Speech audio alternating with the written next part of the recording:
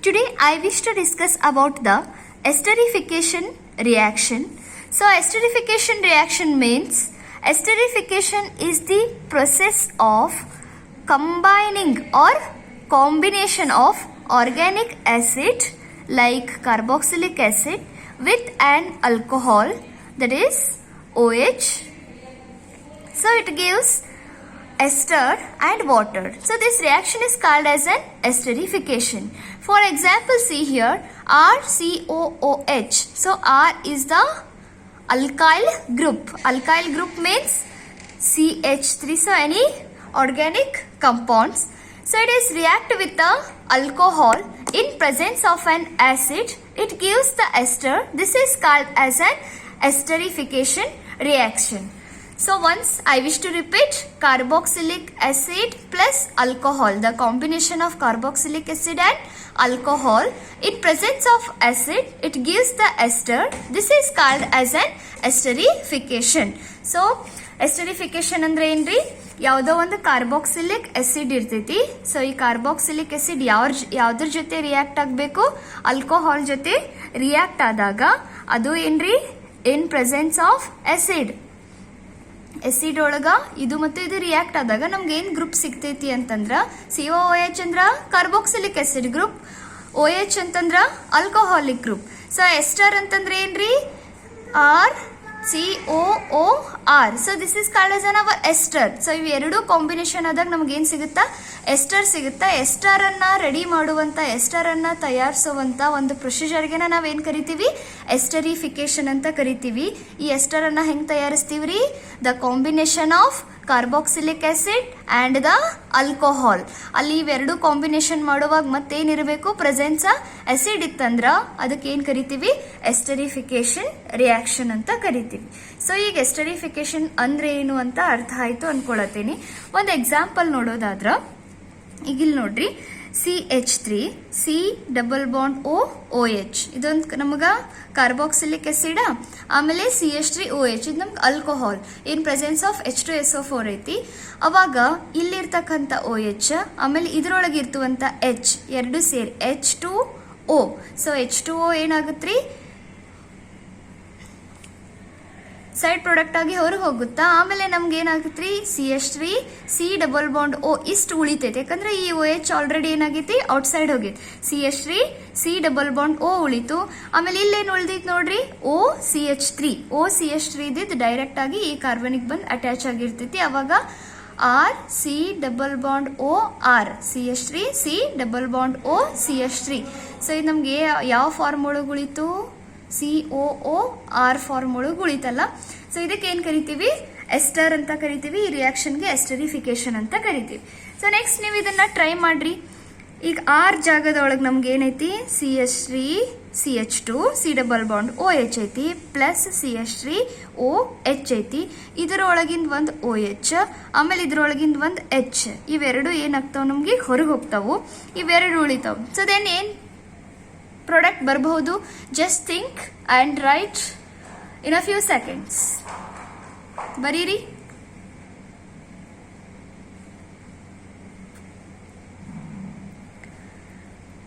I think ನೀವು answer ಬರೆದ್ರಿ ಅನ್ಸುತ್ತಾ. So ನೋಡ್ರಿ, ಇಲ್ಲಿ CH3 CH2 C double bond O ಐತಿ. ಅದನ್ನ ಆಸ್ ಯೂಶುವಲ್ ಏನ್ ಮಾಡ್ತೀನಿ, CH3 CH2 C double bond O ಅಂತೂ ಬರದ್ವಿ. ಅವಾಗ ಇಲ್ಲಿ OH ಅಂತ ಹೋಗೈತಿ. ದೆನ್ ನಿಂಗೆ ಏನ್ ಉಳಿದೈತ್ರಿ, O ಅಂಡ್ CH3. ಅದು ಯಾವ್ದಕ್ ಬಂದು ಅಟ್ಯಾಚ್ ಆಗ್ತೈತಿ, O ಅಂಡ್ CH3. ಸೊ ಇದು ನಮ್ಗೆ ಏನಿದೆ, ನಮ್ಗ ಇರುವಂತ ಪ್ರಾಡಕ್ಟ್ ಇದು ನಮ್ದ ester. So this is called as an esterification. ಈಗ ಇಲ್ಲಿ ಹೆಸರು ನೋಡ್ರಿ, ಮಿಥೈಲ್ ಇಥನೋಯೇಟ್. ಇದ CH3 ಮಿಥೈಲ್ ಗ್ರೂಪ್. ಆಮೇಲೆ ಇಲ್ಲಿ 1 and 2 ಎರಡು ಏನದವ್ರಿ, ಈ ಕಡೆ ಕಾರ್ಬನ್ ಈಥೇನ್ ಅಂತ ಐತಿ. ಯಾವಾಗ್ಲೂ ನಾವು ಎಸ್ಟರ್ಗೆ ಏನ್ ಮಾಡ್ತೀವಿ, 8 ಅನ್ನುವಂಥದ್ದು ಹಚ್ತೀವಿ. ಸೊ ಮಿಥೈಲ್ ಇಥನೋಯೇಟ್ ಅಂತ ಇದಾಯ್ತು. ದೆನ್ ಇದೇನಿರ್ಬೋದು ನೋಡ್ರಿ, ಈಗ 1 2 ಇಲ್ಲಿನೂ 2 ಕಾರ್ಬನ್ ಅದಾವ, 1 2 ಇಲ್ಲಿನೂ 1 and 2 ಇಲ್ಲಿ 2 ಕಾರ್ಬನ್ ಅದಾವ. ಸೊ 1 and 2 ಇಲ್ಲಿ 2 ಕಾರ್ಬನ್ ಅದಾವ. ಅವಾಗ ಇದೇನಾಗ್ತೈತಿ, ಇಥೈಲ್ ಆಮೇಲೆ ಇಲ್ಲಿದ ಇಥೆನೋಯೇಟ್, ಇಥೈಲ್ ಇಥೆನೋಯೇಟ್ ಅಂತ ನಾವು ಇದನ್ನ ಬರಿಬಹುದು. So this is called as an esterification. ಇನ್ನು ನೆಕ್ಸ್ಟ್ ಏನ್ರಿ, ಆಲ್ಮೋಸ್ಟ್ ನಿಮಗೆ ಕೇಳಿದ್ರ ಎಸ್ಟರಿಫಿಕೇಶನ್ 2 ಮಾರ್ಕ್ಸ್ ಕೇಳ್ತಿರ್ತಾರ, ಆಮೇಲೆ ಎಕ್ಸಾಂಪಲ್ಸ್ ಆದ್ರೂ ಕೇಳ್ತಿರ್ತಾರ.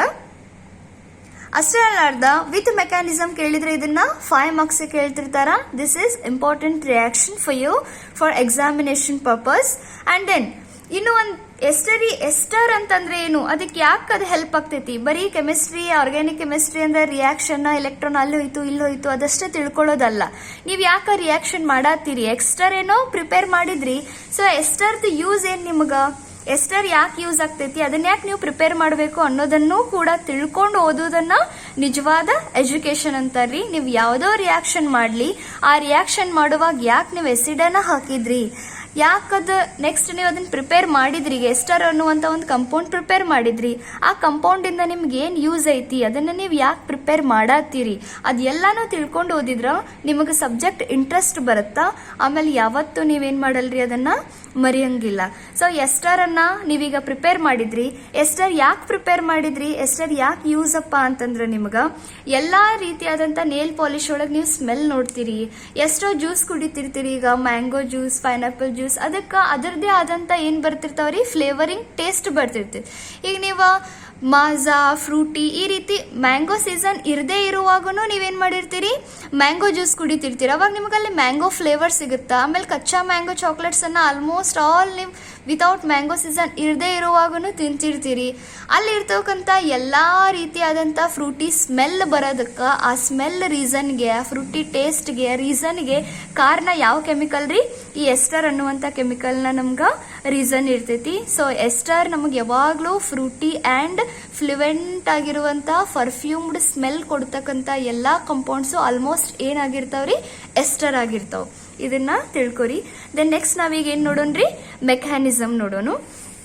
ಸೊ ಮೆಕ್ಯಾನಿಸಮ್ ನೋಡ್ಬೇಕಾದ್ರ ನಿಮಗೆ ಒಂದಿಷ್ಟು ಬೇಸಿಕ್ಸ್ ಗೊತ್ತಿರ್ಬೇಕು, ಎಲ್ಲಿಂದ, PU ಲೆವೆಲಿಂದ. ಬಟ್ ಎಷ್ಟೋ ಜನ ನೀವು ಒಂದಿಷ್ಟು ನೆನ್ಪಿಟ್ಕೊಂಡಿರ್ತೀರಿ ಅಥವಾ ಎಷ್ಟೋ ಜನ ಮರ್ತಿರ್ತೀರಿ. So once again I wish to repeat that basics and then I wish to continue the mechanisms. So ಈಗ ನೋಡ್ರಿ, ಒಂದು ಕಾರ್ಬನ್ಗೆ ಯಾವಾಗಲೂ ಎಷ್ಟು ವ್ಯಾಲೆನ್ಸ್ ಇರಬೇಕು, 4 ವ್ಯಾಲೆನ್ಸ್ ಇರಬೇಕು. ಇದು ಒಂದೇ ಬೇಸಿಕ್ ನೀವು ತಿಳ್ಕೊಬೇಕು. ಒಂದು ಕಾರ್ಬನ್ಗೆ ಎಷ್ಟು ಬಾಂಡ್ ಇರ್ಬೇಕು ನಮ್ಗೆ, ಮ್ಯಾಕ್ಸಿಮಮ್ 4. ಇದ್ರ ಮ್ಯಾಗ 5th ಒಂದು 6th ಅಂತಂದ್ರೆ ಇದಕ್ಕೆ ಏನ್ ಆಕೈತಿ, ಇದು ಅನ್ಸ್ಟೇಬಲ್ ಆಗ್ತೈತಿ. ಅಂದ್ರೆ ಈಗ ನೀವು ಆರಾಮ್ಸೆ ಒಂದು ಖಾಲಿ ಕೈಯಿಂದ ಆರಾಮ್ಸೆ ಹೋಗ್ತಿರ್ತೀರಿ, ನಿಮ್ ತಲೆ ಮ್ಯಾಗ ಒಂದು ಸುಟ್ಕೇಟ್ಸ್ ಹೊರಿಸಿದ್ರೆ ಏನಾಗ್ತೈತಿ ನಿಮ್ಗೆ, ಅದನ್ನ ಯಾವಾಗ ತೆಳಗಿಳಿಸ್ಲಿ ಭಾರ ಅಂತ ಹೇಳಿ ಅನಿಸ್ತೈತಲ್ಲ, ಅದಕ್ಕೆ ಏನ್ ಕರಿತೀವಿ ನಾವು, ಅನ್ಸ್ಟೆಬಿಲಿಟಿ ಅಂತ ಕರಿತೀವಿ. ಇದೇನಾಯ್ತು, ಈಗ 4 ಬಾಂಡ್ ಮಾತ್ರ ಇತ್ತು ಕಾರ್ಬನಿಗಂದ್ರ ದಿಸ್ ಕಾರ್ಬನ್ ಈಸ್ ಫ್ರೀ, ಇದು ಆಲ್ಮೋಸ್ಟ್ ಸ್ಟೇಬಲ್ ಐತಿ ಅಂದಂಗ. ಒಂದ್ ವೇಳೆ ಇದಕ್ಕೆ 5th ಬಾಂಡ್ ಬಂತು ಅಂತಂದ್ರೆ ಇದೇನಾದಂಗ್ರಿ, ಅನ್ಸ್ಟೇಬಲ್ ಆದಂಗ. ಯಾವಾಗ್ಲೂ ಇದೇನ್ ಮಾಡ್ತಿರ್ತೈತಿ, 5th ಬಾಂಡ್ ಅನ್ನ ಕಳ್ಕೊಳಕ ನೋಡ್ತಿರ್ತೈತಿ. ಅಥವಾ ಒಂದ್ ಕಾರ್ಬನ್ಗೆ 3 ಬಾಂಡ್ ಇತ್ತು ಅಂತಂದ್ರ ಒಂದ್ ಬಾಂಡ್ ಏನಾಗೈತಿ, ಇದಕ್ಕೀಗ ಕಡಿಮೆ ಐತಿ, ಯಾವಾಗನು ಇದೇನ್ ಮಾಡ್ತೈತಿ, ಅನ್ಸ್ಟೆಬಿಲಿಟಿಯನ್ನ ಫೀಲ್ ಮಾಡ್ತೈತಿ. ಇದು ಒಂದನೇ ಬೇಸಿಕ್. ಇನ್ನು ಎರಡನೇ ಬೇಸಿಕ್, ಯಾವಾಗ್ಲೂ ಆಕ್ಸಿಜನ್ ಎಷ್ಟು ಬಾಂಡ್ ಇರುತ್ತ್ರಿ, 2 ಬಾಂಡ್ ಇರ್ತೈತಿ. ಕಾರ್ಬನ್ ಹೆಂಗ್ 4 ಬಾಂಡು, ಆಕ್ಸಿಜನ್ ಹಂಗ ಎಷ್ಟು ಬಾಂಡ್ ಇದ್ದಾಗ ಸ್ಟೇಬಲ್ ಇರ್ತೈತಿ, 2 ಬಾಂಡ್ ಇದ್ದಾಗ ಸ್ಟೇಬಲ್ ಇರ್ತೈತಿ. ಆಮೇಲೆ ಯಾವಾಗ್ಲೂ ಯಾವ್ದೋ ಒಂದು ಕಂಪೌಂಡ್ ಮ್ಯಾಗ ಪಾಸಿಟಿವ್ ಚಾರ್ಜ್ ಬಂತು ಅಂತಂದ್ರ ಮೀನಿಂಗ್ ಏನಿರ್ತೈತಿ ಅಂತಂದ್ರ ಇಲ್ಲಿರ್ತಕ್ಕಂಥ ಒಂದು ಎಲೆಕ್ಟ್ರಾನ್ ಲಾಸ್ ಆಗಿರ್ತೈತಿ, ಇಲ್ಲಿರ್ತಕ್ಕಂಥ ಒಂದು ಎಲೆಕ್ಟ್ರಾನ್ ಏನಾಗಿರ್ತೈತ್ರಿ, ಲಾಸ್ ಆಗಿರ್ತೈತಿ. ಅಥವಾ ಯಾವುದೋ ಒಂದು ಕಂಪೌಂಡ್ ಕೆಮಿಕಲ್ ಕಂಪೌಂಡ್ ಮ್ಯಾಗ ಅಥವಾ ಆಟಮ್ ಮ್ಯಾಗ ನಮಗೇನಾರ ನೆಗೆಟಿವ್ ಚಾರ್ಜ್ ಬಂತು ಅಂತಂದ್ರ ಇಲ್ಲಿ ಒಂದು ಇಲೆಕ್ಟ್ರಾನ್ ಏನಾಗಿರ್ತೈತ್ರಿ, ಗೇನ್ ಆಗಿರ್ತೈತಿ. ಸೊ ಯಾವಾಗ ಪಾಸಿಟಿವ್ ಚಾರ್ಜ್, ಯಾವಾಗ ನೆಗೆಟಿವ್ ಚಾರ್ಜ್ ತೋರಿಸಿದ್ರ ಅರ್ಥ ಏನು, ಪಾಸಿಟಿವ್ ಚಾರ್ಜ್ ತೋರಿಸಿದ್ರ ಎಲೆಕ್ಟ್ರಾನ್ ಲಾಸ್ ಆಗಿರ್ತೈತಿ, ನೆಗೆಟಿವ್ ಚಾರ್ಜ್ ತೋರಿಸಿದ್ರ ಎಲೆಕ್ಟ್ರಾನ್ ಗೇನ್ ಆಗಿರ್ತೈತಿ. ಮತ್ತು ಇನ್ನೂ ಒಂದ್ಸತಿ ಒಮ್ಮೊಮ್ಮೆ ಮೆಕ್ಯಾನಿಸಮ್ ಬರೆಯುವಾಗ ಪಾಸಿಟಿವ್ ಚಾರ್ಜಸ್ ಬರ್ತಿರ್ತಾವ. ಸೊ ಅಲ್ಲಿ ಏನು ಮೀನಿಂಗ್ ಅಂತಂದ್ರೆ ನಾ ಇದು ಆವಾಗಲೇ ಹೇಳಿನಿ, 4 ಬಾಂಡ್ ಇತ್ತು ಅಂತಂದ್ರೆ ಇಟ್ ಈಸ್ ಅ ಸ್ಟೇಬಲ್, ಇದು ಆರಾಮ್ ಫ್ರೀ ಇರ್ತೈತಿ, ಇದು ಯಾವುದೋ ಎಲೆಕ್ಟ್ರಾನ್ ತಗೊಳ್ಳೋದು ಕೊಡೋದು ಹಾಗೆಲ್ಲ ಏನು ಅಂತ ಮಾಡುವಂಥ ನೆಸೆಸಿಟಿ ಇದಕ್ಕೆ ಇರೋಂಗಿಲ್ಲ. ಇಫ್ 5 ಚಾರ್ಜಸ್ ಬಂದು ಅಂದ್ರೂ ಅವಾಗಲೂ ನಾವು ಇದನ್ನ ಏನು ಮಾಡ್ತೀವಿ, ಅನ್ಸ್ಟೆಬಿಲಿಟಿ ತೋರ್ಸಕ ಪಾಸಿಟಿವ್ ಚಾರ್ಜ್ ಅನ್ನ ತೋರಿಸ್ತೀವಿ. ಒಂದ್ ವೇಳೆ ಆಕ್ಸಿಜನ್ಗೆ 3 ಚಾರ್ಜ್ ಬಂದು ಅಂತಂದ್ರೂ ಅಲ್ಲಿನೂ ನೀವೇನ್ ತೋರಿಸಬಹುದು, ಈ ರೀತಿ ಪಾಸಿಟಿವ್ ತೋರಿಸ್ತಿರ್ತೈತಿ. ಇವೆಲ್ಲ ಸೈನ್ಗಳು ನಿಮಗೆ ಏನ್ ಮಾಡ್ಬೇಕಾದ್ರ ಗೊತ್ತಿರಬೇಕು, ಮೆಕ್ಯಾನಿಸಮ್ಸ್ ಮಾಡ್ಬೇಕಾದ್ರ ಗೊತ್ತಿರಬೇಕು. ಈಗ ಇದನ್ನೆಲ್ಲ ನೆನ್ಪಿಟ್ಕೊಂಡ ನೆಕ್ಸ್ಟ್ ಎಲ್ಲಿ ಹೋಗುಣ್ರಿ, ಎಸ್ಟರಿಫಿಕೇಶನ್ ದ ಮೆಕ್ಯಾನಿಸಮ್ಗೆ ಹೋಗೋಣ. ಸೊ ಎಸ್ಟರಿಫಿಕೇಶನ್ದ ಮೆಕ್ಯಾನಿಸಮ್ ಒಳಗೆ 5 ಸ್ಟೆಪ್ ಒಳಗೆ ಈ ಮೆಕ್ಯಾನಿಸಮ್ ನಡೀತೈತಿ ನಿಮ್ಗೆ. ಎಷ್ಟು ಸ್ಟೆಪ್ ಒಳಗ್ರಿ? 5 step. So esterification mechanism, the step 1, in the step 1 the cation formation will be takes place. So cation formation ನೋಡಾತೀವಿ. ಇಲ್ಲೇನೈತೆ ನಮ್ಗೆ RC⋯OOH. ನಾವೇನು ಹಾಕತ್ತೀವಿ? ಇದಕ್ಕೆ ಎಸಿಡ್ ಹಾಕ್ತೀವಿ ಅಂತ ಅವಾಗ್ಲೇನೆ ಹೇಳಿದ್ನ. ಸೊ ಎಸಿಡ್ದ ಕೆಲಸ ಏನು ಅಂತಂತಂದ್ರೆ ಪ್ರೋಟೋನೇಷನ್ ಆಗ್ತೈತಿ. ಪ್ರೋಟೋನೇಷನ್ ಅಂತಂದ್ರೆ ಒಂದು ಪ್ರೋಟಾನ್ ಹೋಗಿ ಇಲ್ಲಿ ಬಂದು ಕೂಡೋದಕ್ಕೆ ನಾವು ಪ್ರೋಟೋನೇಷನ್ ಅಂತ ಕರಿತೀವಿ. ಸೊ ಅದರಿಂದ ನಮ್ಗೆ ಇಲ್ಲಿ ಏನು ಫಾರ್ಮೇಷನ್ ಆಗ್ತೈತ್ರಿ? ಕ್ಯಾಟಯಾನ್ ಫಾರ್ಮೇಷನ್ ಆಗ್ತೈತಿ. ಈಗ ಇಲ್ಲಿ ಡಬಲ್ ಬಾಂಡ್ ಅದಾವ, ಆಮೇಲೆ ಇಲ್ಲೇನೈತ್ರಿ ನಮ್ಗೆ ಹೈಡ್ರೋಜನ್ ಐತಿ. ಹೈಡ್ರೋಜನ್ ಮ್ಯಾಗ ಯಾವಾಗಲೂ ಆಲ್ಮೋಸ್ಟ್ ಏನಿರ್ತೈತಿ? ಪಾಸಿಟಿವ್ ಚಾರ್ಜ್ ಇರ್ತೈತಿ, ನೆನ್ಪಿಟ್ಕೋರಿ. ಸೊ ಈ ಪಾಸಿಟಿವ್ ಚಾರ್ಜ್, ಆಮೇಲೆ ಇಲ್ಲೇನೈತಿ ನಮಗೆ ಎಲೆಕ್ಟ್ರಾನ್. ಆಲ್ಮೋಸ್ಟ್ ಆಕ್ಸಿಜನ್ಗೆ 2 ಬಾಂಡ್ ಅದಾವು. ಯಾವಾಗಲೂ ಎಲೆಕ್ಟ್ರಾನ್ಸ್ ಏನಿರ್ತಾವ್ರಿ, ಎಲ್ಲಿ ಹೆಚ್ಚಿರ್ತಾವೋ ಆ ಎಲೆಕ್ಟ್ರಾನ್ಸನ್ನು ಕಡಿಮೆ ಇರುವಂಥ ಎಲೆಕ್ಟ್ರಾನ್ ಇರ್ತಕ್ಕಂಥ ಐಟಮ್ಸು ವಿತ್ಡ್ರಾ ಮಾಡ್ತಾವೆ. ಫಾರ್ ಎಕ್ಸಾಂಪಲ್ ಈಗ H ಮ್ಯಾಗ್ ಪಾಸಿಟಿವ್ ಚಾರ್ಜ್ ಇರ್ತೈತಿ ಅಂದ್ರೆ ಅಲ್ಲಿ ಇನ್ನೂ ಏನು ಮಾಡಬಹುದು? ಇದು H ಎಲೆಕ್ಟ್ರಾನ್ಸನ್ನು ತಗೋಬಹುದು. ಸೊ ಇಲ್ಲಿಂದ ಈ ಬಾಂಡ್ ಎಲೆಕ್ಟ್ರಾನ್ ಇಲ್ಲಿಗೆ ಟ್ರಾನ್ಸ್ಫರ್ ಆದ ತಕ್ಷಣ, ಅಥವಾ ಈ ಪ್ರೋಟಾನ್ ಇದ್ರ ಮ್ಯಾಗ ಅಟ್ಯಾಕ್ ಮಾಡಿದ ತಕ್ಷಣ, ಅಂದರೆ ಯಾವಾಗಲೂ ಆಕ್ಸಿಜನ್ ಮ್ಯಾಗ ಏನು ಚಾರ್ಜ್ ಇರುತ್ತೆ ರೀ? ನೆಗೆಟಿವ್ ಚಾರ್ಜ್ ಇರುತ್ತೆ. ಆಮೇಲೆ loan pair of and electrons ಇರ್ತಾವು. ಸೊ ಆಕ್ಸಿಜನ್ಗೂ ಏನೈತಿ? ಎಲೆಕ್ಟ್ರಾನ್ ವಿಡ್ರಾಯಿಂಗ್ ಕೆಪಾಸಿಟಿ ಅಥವಾ ಎಲೆಕ್ಟ್ರೋ ನೆಗೆಟಿವ್ ಕೆಪಾಸಿಟಿ ಜಾಸ್ತಿ ಇರ್ತೈತಿ. ಸೊ ಎಲೆಕ್ಟ್ರೋ ನೆಗೆಟಿವಿಟಿ ಅಂದರೆ ಏನ್ರಿ?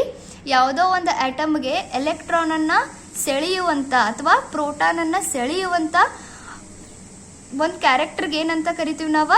ಎಲೆಕ್ಟ್ರೋ ನೆಗೆಟಿವಿಟಿ ಅಂತ ಕರಿತೀವಿ. ಎಲೆಕ್ಟ್ರೋ ನೆಗೆಟಿವಿಟಿ ಯಾವ್ಯಾವ ಇರ್ತಾವೆ ನಮಗೆ? Nitrogen electronegativity, oxygen electronegativity. ಯಾಕಂದ್ರೆ ಇದ್ರ ಮ್ಯಾಗ ಏನಿರ್ತಾವು? Lone pair of and electrons ಇರ್ತಾವೆ. ಲೋನ್ ಪೇರ್ ಆಫ್ ಎಲೆಕ್ಟ್ರಾನ್ ಅಂದ್ರೆ ಏನ್ರಿ? ಯಾವ ಬಾಂಡಿಂಗ್ ಒಳಗೆ ಇನ್ವಾಲ್ವ್ ಆಗಿರಂಗಿಲ್ಲಲ್ಲ, ಅವಕ್ಕೇನು ಕರಿತೀವಿ? Lone pair of and electron. The electrons which are not involving in the bonding, they are called as an lone pair of and electron. So ಹಿಂಗಿದ್ದು ಅಂತಂದ್ರೆ ಇವೇನು ಮಾಡ್ತಿರ್ತಾವು? ಹಿಂಗೆ ಪಾಸಿಟಿವ್ ಅದು ಇದ್ದು ಅಂದರೆ ಇವುಗಳನ್ನು ಇಲ್ಲಿ ಇದಕ್ಕೆ ಸೆಳೀತಿರ್ತಾವೆ. ಇದಕ್ಕೇನು ಕರಿತೀವಿ? ಎಲೆಕ್ಟ್ರೋ ನೆಗೆಟಿವಿಟಿ ಅಂತ ಕರಿತೀವಿ. ಸೊ ಬೈ ದಿಸ್ ರೀಸನ್ ಇಲ್ಲಿ ನಮಗೆ ಇದೇನಾಗ್ತೈತಿ? ಒಂದು ಪ್ರೋಟಾನ್ ಆಕ್ಸಿಜನ್ ಮ್ಯಾಗ ಹೋಗಿ ಅಟ್ಯಾಕ್ಟ್ ಆಗ್ತೈತಿ. ಅವಾಗ ನೆಕ್ಸ್ಟ್ ನಮಗೆ ಈ ಬಾಂಡ್ ಇದು ತಗೊಂಡಾಗ ಇಲ್ಲಿ ಅಟ್ಯಾಚ್ ಆದಾಗ ಆಬ್ವಿಯಸ್ಲಿ ಏನಾಯ್ತು ನೋಡ್ರಿ? ಕಾರ್ಬನ್ಗೆ ಇಲ್ಲಿ ಎಷ್ಟು ಬಾಂಡ್ ಅದಾವು? 1 2 3 4. ಬಟ್ ಇದು ತಗೊಂಡಾಗ ಈ H ಇಲ್ಲಿ ಬಂದು ಅಟ್ಯಾಚ್ ಆದಾಗ ಆಕ್ಸಿಜನ್ ಮ್ಯಾಗ ಏನಾಗುತ್ತೆ? ಸೊ ಕಾರ್ಬನ್ ಮ್ಯಾಗ ಏನು ಬರುತ್ತಾ? ಈಗ ನೋಡಿ 3 ಬಾಂಡ್ ಅದು. ಇದು ಅನ್ಸ್ಟೇಬಲ್ ಆಯಿತು. ಅನ್ಸ್ಟೇಬಲ್ ಆದ ತಕ್ಷಣ ಒಂದು ಎಲೆಕ್ಟ್ರಾನ್ ಕಳ್ಕೊಂತು. ಲಾಸ್ ಆತಂದ್ರೆ ನಾ ಏನು ಬರೀಬೇಕಂತ ಹೇಳಿದ್ದೆ? ಪಾಸಿಟಿವ್. ದೆನ್ ಕಾರ್ಬನ್ ಮ್ಯಾಗ ಪಾಸಿಟಿವ್ ಬಂತು. ಆಮೇಲೆ OH RCO, ಇದಂತರೂ OH as usual. ಈಗ ಏನಾಯ್ತು ರೀ ನಮಗೆ? ಕ್ಯಾಟಯಾನ್ ಫಾರ್ಮೇಷನ್ ಆಯಿತು. ದ ಫಸ್ಟ್ ಸ್ಟೆಪ್ ಒಳಗೆ ಏನಾಯಿತು? Cation formation. ಇನ್ನೊಮ್ಮೆ ಸ್ಲೋ ಆಗಿ ನೋಡ್ರಿ. ಕ್ಯಾಟಯಾನ್ ಫಾರ್ಮೇಷನ್ ಒಳಗೆ RC⋯OOH ಐತಿ. ಆಮೇಲೆ ಇದು ಪ್ರೋಟೋನೇಷನ್ ಆದ ತಕ್ಷಣ ಈ ಬಾಂಡ್ ಇತ್ತುಕೊಂಡು ದೆನ್ ಇಲ್ಲಿ ಅಟ್ಯಾಚ್ ಆದ ತಕ್ಷಣ ಅವಾಗ ಇಲ್ಲೇನು ಫಾರ್ಮ್ ಆಗತ್ತೈತಿ ನಮ್ಗೆ? ಕಾರ್ಬನ್ ಮ್ಯಾಗ ಪಾಸಿಟಿವ್ ಚಾರ್ಜ್ ಫಾರ್ಮ್ ಆಗತ್ತೈತಿ. ದೆನ್ ನೆಕ್ಸ್ಟ್ ಏನಾಯಿತು? ಸ್ಟೆಪ್ 2ನಾಗ delocalisation of carbocation. De local ಅಂತಂದ್ರೆ ಇದ್ದಂಥ ಪ್ಲೇಸ್ ಬಿಟ್ಟು ಪಾಸಿಟಿವ್ ಚಾರ್ಜ್ ಇದ್ದಂಥ ಪ್ಲೇಸ್ ಬಿಟ್ಟು ಇನ್ನೊಂದು ಕಡೆ ಹೋಗೋದು. ಡಿ ಲೋಕಲ್ ಅಂದ್ರೆ ಏನ್ರಿ? ಇದ್ದಂಥ ಜಾಗ ಬಿಟ್ಟು ಬೇರೆ ಕಡೆ ಹೋಗೋದಕ್ಕೆ ನಾವೇನು ಕರಿತೀವಿ? ಡಿ ಲೋಕಲ್ ಅಂತ ಕರಿತೀವಿ. So delocalisation of carbo cation ಆಗತೈತಿ. ಡಿಲೋಕಲೈಸೇಷನ್ ಹೆಂಗೆ ಆಗತೈತಿ ಅಂತಂದ್ರೆ ಇಲ್ಲಿ ಈಗ ನೋಡ್ರಿ, ಆಸ್ ಯೂಶುವಲ್ ಈಗ ಇಲ್ಲಿತ್ತಲ್ಲ, ಇದನ್ನ ಪ್ರಾಡಕ್ಟನ್ನು ಸೇಮ್ ನಾವಿಲ್ಲಿ ಬರ್ಕೊಳತ್ತೀವಿ. RCOOH, ದೆನ್ ಇಲ್ಲಿ OH, ದೆನ್ ಕಾರ್ಬನ್ ಮ್ಯಾಗ ಪಾಸಿಟಿವ್ ಐತಿ. ಇದಕ್ಕೆ ನಾ ಏನು ಆ್ಯಡ್ ಮಾಡ್ತೀನಿ ಅಂತಂದ್ರೆ ಆಲ್ಕೋಹಾಲ್ ಆ್ಯಡ್ ಮಾಡತ್ತೇನೆ. CH3OH. ಇದು ಹೆಂಗಿದ್ದಂಗ್ರಿ ನಮಗೆ? ಇದು CH3OH. ಯಾಕಂದ್ರೆ ಎಸ್ಟರಿಗೆ ಏನು ಆ್ಯಡ್ ಮಾಡ್ಬೇಕು? ನಾವು ಆಲ್ಕೋಹಾಲನ್ನು ಆ್ಯಡ್ ಮಾಡಬೇಕಲ್ಲ, that's why. So CH3OH add ಮಾಡಿದಾಗ ಯಾವಾಗಲೂ ಎಲೆಕ್ಟ್ರಾನ್ ಹೆಚ್ಚಿಗೆ ಮತ್ತು ಎಲೆಕ್ಟ್ರಾನ್ ಎಲ್ಲಿ ಕಡಿಮೆ ಇರ್ತೈತಿ, ಎಲೆಕ್ಟ್ರಾನ್ ಎಲ್ಲಿ ಹೆಚ್ಚಿರ್ತೈತಿ, ಅಲ್ಲಿಂದ ಅಲ್ಲಿಗೇನ ಏನಾಗ್ತಿರ್ತೈತಿ? ಬಾಂಡ್ ಫಾರ್ಮ್ ಆಗ್ತಿರ್ತೈತಿ. ನೆನ್ಪಿಟ್ಕೋರಿ. ಕಾರ್ಬನ್ ಮ್ಯಾಗ ಪಾಸಿಟಿವ್ ಚಾರ್ಜ್ ಐತಿ ಅಂತಂದ್ರೆ ಅಲ್ಲಿ ಎಲೆಕ್ಟ್ರಾನ್ ಕಡಿಮೆ ಐತಿ. ಆಲ್ರೆಡಿ ಆಕ್ಸಿಜನ್ ಮ್ಯಾಗ ಏನದಾವು? ನಮಗೆ ಎಕ್ಸ್ಟ್ರಾ ಲೋನ್ ಪೇರ್ ಎಲೆಕ್ಟ್ರಾನು ಅದಾವು. ಅದಕ್ಕೆ ಈ ಆಕ್ಸಿಜನ್ ಯಾವಾಗಲೂ ಸೀದಾ ಡೈರೆಕ್ಟ್ ಆಗಿ ಹೋಗಿ ಎಲ್ಲಿ ಅಟ್ಯಾಕ್ ಆಗುತ್ತೆ ರೀ? ಕಾರ್ಬನ್ ಪಾಸಿಟಿವ್ ಮ್ಯಾಗ. ಅವಾಗ RC ಇಲ್ಲಿ ಮ್ಯಾಗಿಂದ OH ಐತಲ್ಲ, ಆ್ಯಸ್ ಯೂಶುವಲ್ ಬರಿದ್ವಿ OH ಆ್ಯಂಡ್ ದೆನ್ ಈ ಕಾರ್ಬನಿಗೆ ಏನು ಅಟ್ಯಾಚ್ ಆಯ್ತು OHCH3. ನಾ ಮತ್ತೆ ಒಂದ್ಸತಿ ಹೇಳಿದ್ ನೆನ್ಪಿಟ್ಕೊರಿ ಬೇಸಿಕ್ಸ್ದ. ಆಕ್ಸಿಜನ್ಗೆ ಎಷ್ಟು ಬಾಂಡ್ ಇರಬೇಕು 2, ಬಟ್ ಇಲ್ಲಿ ಎಷ್ಟು ಅದಾವ ನೋಡ್ರಿ 1 2 3. ದೆನ್ ನಾ ಏನು ಮಾಡ್ಬೋದಲ್ಲಿ ನೆಕ್ಸ್ಟ್ ಈಗ ಪಾಸಿಟಿವ್ ಚಾರ್ಜ್ ಹಾಕಿದ್ವಿ. ಈಗ ನೋಡ್ರಿ ಫಸ್ಟ್ ಸ್ಟೆಪ್ ಒಳಗ ಪಾಸಿಟಿವ್ ಚಾರ್ಜ್ ಎಲ್ಲಿತ್ತು ಕಾರ್ಬನ್ ಮ್ಯಾಗ್. ದೆನ್ ಇನ್ ಸೆಕೆಂಡ್ ಸ್ಟೆಪ್ ಒಳಗೆ ಕಾರ್ಬನ್ ಮ್ಯಾಗಿನ ಪಾಸಿಟಿವ್ ಚಾರ್ಜ್ ಎಲ್ಲಿ ಬಂತು ಆಕ್ಸಿಜನ್ ಮೇಲೆ. ದಟ್ಸ್ ವೈ ಇದಕ್ಕೆ ಏನ್ ಕರಿತೀವಿ delocalisation of carbocation. In step 3 transfer of proton. ಒಂದು ಪ್ರೋಟಾನ್ ಅಂತಂದ್ರೆ ಏನು, the H+ is called as an proton. So proton ಏನಾಗುತ್ತೆ ಇಲ್ಲೇ ಟ್ರಾನ್ಸ್ಫರ್ ಆಗುತ್ತಾ, ಎಲ್ಲಿಂದ ಎಲ್ಲಿ ಹೆಂಗ್ ಟ್ರಾನ್ಸ್ಫರ್ ಆಗುತ್ತೆ ಇಲ್ಲಿ ನೋಡೋಣ. ದೆನ್ ಈಗ ಇಲ್ಲಿರ್ತಕ್ಕಂಥ ಪ್ರಾಡಕ್ಟ್ ಅನ್ನ ಆಲ್ಮೋಸ್ಟ್ ನಾವಿಲ್ಲಿ ಬರ್ಕೊಂಡ್ವಿ. ಬರ್ಕೊಂಡಾಗ ಇಲ್ಲಿ ಮತ್ತೆ ಹುಡುಕ್ರಿ ಕಾರ್ಬನಿಗೆ ಎಷ್ಟೈತಿ 3 ಬಾಂಡ್. ಇದೇನ್ ಮಾಡ್ತಿರ್ತೈತಿ ಒಂದು ಬಾಂಡ್ ಅನ್ನ ಕಳ್ಕೊಂಡು ಇದು ಮತ್ತೇನಾಗ್ತೈತಿ ಡಬಲ್ ಬಾಂಡ್ ಮಾಡ್ಕೊಂಡು ಸ್ಟೇಬಲ್ ಆಗಕ್ಕೆ ನೋಡ್ತಿರ್ತೈತಿ. ಸೊ ಸ್ಟೇಬಲ್ ಆಗಕ್ಕೆ ನೋಡ್ಬೇಕಾದ್ರೆ ಒಂದು ಪ್ರೋಟಾನ್ ಅನ್ನ ಕಳಿಸ್ಬೇಕು. ಯಾವಾಗ್ಲೂ ಪ್ರೋಟಾನ್ ಮ್ಯಾಗ ಏನ್ ಚಾರ್ಜ್ ಇರ್ತೈತಿ ಪಾಸಿಟಿವ್ ಚಾರ್ಜ್, ಅಂದ್ರ ಎಲೆಕ್ಟ್ರಾನ್ ಡೆಫಿಶಿಯಂಟ್. ಅಂದ್ರೆ ಇದು ಏನ್ ಹುಡುಕ್ತಿರ್ತೈತಿ ಎಲೆಕ್ಟ್ರಾನ್ ರಿಚ್ ಹುಡುಕ್ತಿರ್ತೈತಿ. ಎಲೆಕ್ಟ್ರಾನ್ ರಿಚ್ ಎಲ್ಲ ಐತಿ ಇದಕ್ಕೆ ಸಮೀಪ, ಆಬ್ವಿಯಸ್ಲಿ ಆಕ್ಸಿಜನ್ ಮ್ಯಾಗ ಐತಿ. ಸೊ ಈ ಎಲೆಕ್ಟ್ರಾನ್ ಆಕ್ಸಿಜನ್ ಮ್ಯಾಗ ಹೋಯ್ತು ಅಂತಂದ್ರ R ಹೆಂಗಿದ್ದಂಗ ಬರ್ದ್ವಿ OH, ಆಮೇಲೆ ಇಲ್ಲಿ ಆಕ್ಸಿಜನ್ ಬರೆದ್ವಿ. ಇದು H ಆ್ಯಂಡ್ H. ಇಲ್ಲಿ ಇರುವಂತ ಪ್ರೋಟಾನ್ ಎದ್ರ ಮ್ಯಾಗ ಟ್ರಾನ್ಸ್ಫರ್ ಆಯ್ತು ಆಕ್ಸಿಜನ್ ಮ್ಯಾಗ ಟ್ರಾನ್ಸ್ಫರ್ ಆಯ್ತು. ಅವಾಗ ಆಕ್ಸಿಜನ್ಗೆ ಏನಾದ್ರು ರೀ ಇಲ್ಲಿ ಒಂದು ಬಾಂಡ್ ಇಲ್ಲಿ ಒಂದು ಬಾಂಡ್, ಈ ಆಕ್ಸಿಜನ್ ಉಳಿತು. ಇದ್ರ ಮ್ಯಾಗಿನ ಪಾಸಿಟಿವ್ ಚಾರ್ಜ್ ಹೋಗಿ ಮತ್ತೆ ಅದರದೇ ಆದಂತ ಲೋನ್ ಪೇರ್ ಎಲೆಕ್ಟ್ರಾನ್ ಬಂದು. ಬಟ್ ಇಲ್ಲಿ ಆಕ್ಸಿಜನ್ ಏನಾತೀಗ ಅಗೇನ್ 3 ಬಾಂಡ್, ಮತ್ತಿದು ಅನ್ಸ್ಟೇಬಲ್. ದಟ್ಸ್ ವೈ ಮತ್ತೇನಾಯ್ತು ರೀ ನಮಗಿಲ್ಲೇ positive charge. And next in step 4 the formation of pi bond. ಇಲ್ಲಿ ಏನಾಗ್ತೈತಿ ಪೈ ಬಾಂಡ್ ಫಾರ್ಮೇಶನ್ ಆಗ್ತೈತಿ. ಅಂದ್ರೆ ವಾಟರ್ ರಿಲೀಸ್ ಆಗಿ ಎಸ್ಟರಿಫಿಕೇಶನ್ ಆಗ್ತೈತಿ ಅಂತ ಹೇಳಿದ್ದೆ. ಸೊ ವಾಟರ್ ರಿಲೀಸ್ ಆಗ್ಬೇಕಲ್ಲ, ರಿಲೀಸ್ ಆಗ್ಬೇಕಂದ್ರ ಒಂದು ಬಾಂಡ್ ಅಲ್ಲಿ ಹೊಸ ಬಾಂಡ್ ಫಾರ್ಮೇಶನ್ ಆಗ್ಬೇಕು. ಅವಾಗ ವಾಟರ್ ಏನಾಗತ್ರಿ ಲಿವಿಂಗ್ ಗ್ರೂಪ್ ಆಗಿ ಹೊರಗೆ ಹೋಗುತ್ತಾ. ಅದಕ್ಕೆ ಸ್ಟೆಪ್ 3 ಒಳಗೆ ಇರ್ತಕ್ಕಂಥದ್ದನ್ನ ನಾವಿಲ್ಲಿ ಬರ್ಕೊಳತ್ತೀವಿ. ಹೆಂಗ್ ಫಾರ್ಮೇಶನ್ ಆಗ್ತೈತಿ ಅಂತಂದ್ರ ನಾನು ನಿಮಗೆ ಹೇಳಿದ್ದೀನಿ ಏನು ಎಲೆಕ್ಟ್ರಾನ್ ರಿಚ್ ಇದ್ದಿದ್ದು ಎಲೆಕ್ಟ್ರಾನ್ ಡೆಫಿಶಿಯೆಂಟ್ ಕಡೆ ಹೋಗ್ತೈತಿ ಅಂತ. ಕಾರ್ಬನ್ ಮ್ಯಾಗ ಯಾವಾಗ್ಲೂ ಏನ್ರಿ ಪಾಸಿಟಿವ್ ಚಾರ್ಜ್ ಇರುತ್ತಾ. ಸೊ ಇಲ್ಲಿ ಎಲೆಕ್ಟ್ರಾನ್ ರಿಚ್ ಅದಾವಂತಂದ್ರ ಮತ್ತೆ ಅಗೇನ್ ಈ ಚಾರ್ಜ್ ಈ ಎಲೆಕ್ಟ್ರಾನ್ಸ್ ಈ ಕಾರ್ಬನ್ ಮ್ಯಾಗ ಬರಕ್ ಸ್ಟಾರ್ಟ್ ಆಗ್ತಾವು. ಅವಾಗ ಇಲ್ಲಿ ಸಿಂಗಲ್ ಬಾಂಡ್ ಇದ್ದಿದ್ದು ಏನಾಗುತ್ತಾ ಇಲ್ಲಿ ಡಬಲ್ ಬಾಂಡ್ ಆಯ್ತು. ಡಬಲ್ ಬಾಂಡ್ ಆದ ತಕ್ಷಣ ಮತ್ತೆ ಆಕ್ಸಿಜನ್ಗೆ 1 2 3 ಕಾರ್ಬನ್ಸ್ ಆಯ್ತು. ಅದಕ್ಕೆ ಇಲ್ಲಿ ಏನಾಯ್ತು ಪಾಸಿಟಿವ್ ಚಾರ್ಜ್ ಬಂತು. ಆಮೇಲೆ ಈ ಯೂಶುವಲ್ ಕೆಳಗೆ ಎಲ್ಲ ಈಗ ಹೆಂಗಿರುತ್ತಲ್ಲ ಅದೇ ರೀತಿ ಐತಿ. ಅವಾಗ ಈ ಬಾಂಡ್ ಇಲ್ಲಿ ಬಂದ ತಕ್ಷಣ ಡಬಲ್ ಬಾಂಡ್ ಆದ ತಕ್ಷಣ 1 2 3 4 5 ಬಾಂಡ್ ಆಗ್ತಾವೆ. ಬಟ್ ಕಾರ್ಬನ್ಗೆ ಏನಿರಬೇಕು 4 ಅಷ್ಟೇ ಇರಬೇಕು. ದಟ್ಸ್ ವೈ ಇದನ್ನ ಏನು ಮಾಡ್ತೈತಿ ಬಾಂಡ್ ಬ್ರೇಕ್ ಆಗಿ ಈ H2O ಏನಾಗುತ್ತಾ ಹೊರಗೆ ಹೋಗ್ಬಿಡುತ್ತಾ. ಅವಾಗ ಕಾರ್ಬನ್ಗೆ ಇಲ್ಲಿಂದ ಇಲ್ಲಿ ಬಂದ ತಕ್ಷಣ ಡಬಲ್ ಬಾಂಡ್ ಆಗಿರ್ತೈತಲ್ಲ. ಸೊ ಈ ರೀತಿ ಡಬಲ್ ಬಾಂಡ್. ಸೊ 4 ಕಾರ್ಬನ್ ಆಯಿತು, ಇದಿಷ್ಟು ಉಳಿತೀಗ. ಬಟ್ ಇಲ್ಲಿ ಏನೈತಿ ಈಗ ಇನ್ನ ಅನ್ಸ್ಟೆಬಿಲಿಟಿ ಐತಿ. ಲಾಸ್ಟ್ ಸ್ಟೆಪ್ 5 ನಮಗೆ ಏನಾಗುತ್ತಾ ಎಸ್ಟರ್ ಫಾರ್ಮೇಶನ್ ಆಗ್ತೈತಿ.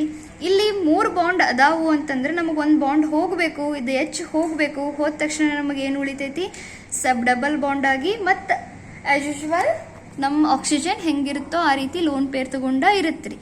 ಇದಕ್ಕೇನು ಕರಿತೀವಿ ಅವಾಗ ನಮಗೆ ಎಸ್ಟರ್ ಫಾರ್ಮೇಶನ್ ಆಗ್ತೈತಿ. ಎಸ್ಟರ್ ಫಾರ್ಮೇಶನ್ ಹೆಂಗೆ ಆಗ್ತೈತಿ ಅಂತಂದ್ರೆ ನಾವಿಲ್ಲಿ ಫಸ್ಟ್ ಏನು ಆ್ಯಡ್ ಮಾಡಿರ್ತೀವಿ ರೀ H2SO4 ಆ್ಯಡ್ ಮಾಡಿರ್ತೀವಿ. H2SO4 ಅನ್ನ ನಾ ಹಿಂಗೆ ಬರ್ದೇನೆ ಅಷ್ಟ ಈಸಿ ಆಗಲಿ ಅಂತ ಹೇಳಿ. ಈಗ ನೋಡ್ರಿ H2SO4 ಅದಾವಲ್ಲ ಈ ರೀತಿ.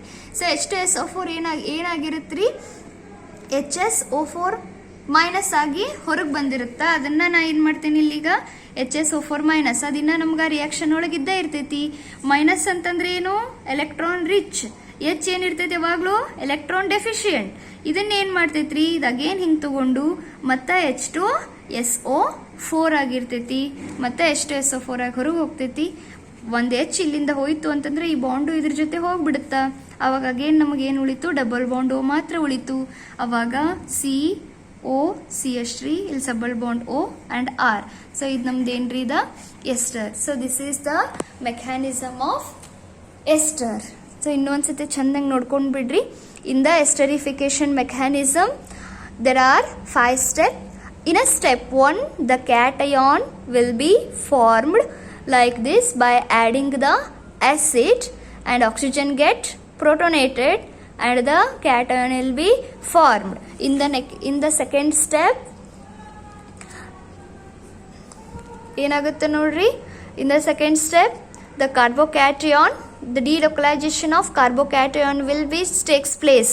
ಕಾರ್ಬನ್ ಮೇಲೆ ಇರ್ತಕ್ಕಂಥ ಪಾಸಿಟಿವ್ ಚಾರ್ಜ್ ಎಲ್ಲಿಗೆ ಹೋಯ್ತು, ಆಕ್ಸಿಜನ್ ಮ್ಯಾಗ ಬಂತು. And then third one is the transfer of proton. And in a step 4 the formation of pi bond will takes place. It means this is our pi bond, the form pi bond. Here the water will be eliminated, and in the fifth step the ester will be formed by the acidification. acidification ಅಂದ್ರೆ ಏನ್ರಿ, acid ಅನ್ನು ಹಾಕೋದಕ್ಕನ್ನ ನಾವೇನು ಕರಿತೀವಿ, acidification ಅಂತ ಕರಿತೀವಿ. So last the formation of ester will be formed.